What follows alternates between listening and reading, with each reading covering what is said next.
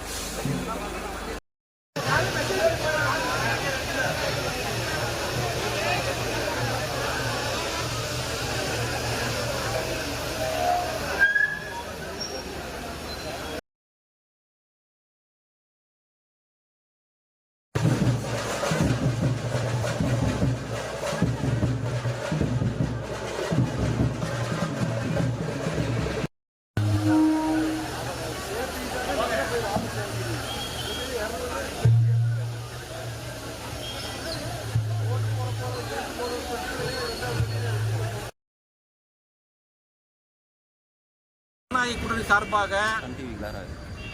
பாரதிய ஜனதா கட்சியினுடைய வேட்பாளராக திருப்பூர் தெற்கு சட்டமன்றத்தினுடைய வேட்பாளராக இன்றைய தினம் வேட்புமனு தாக்கல் செஞ்சிருக்கிறோம். அனைத்து கூட்டணி கட்சியின் சார்பாக சேர்ந்து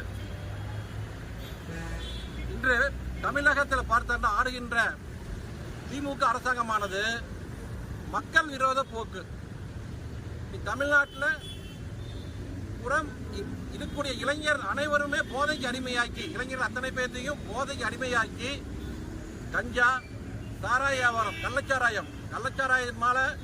கள்ளச்சாராயம் மூலியமா நூற்றுக்கணக்கான தமிழ்நாட்டில் நூற்றுக்கணக்கான நபர்கள் காலமாயிருக்காங்க.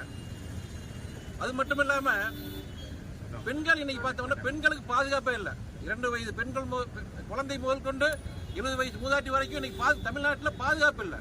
அதே மாதிரி இளைஞர்கள் இந்த போதையின் காரணமாக அவரவர்கள் சட்டவிரோதமாக செய்கிற செயல்கள், நிறைய செயல்கள் போதைக்கு அடிமையாக என்ன பண்ண தெரியறது இல்லை.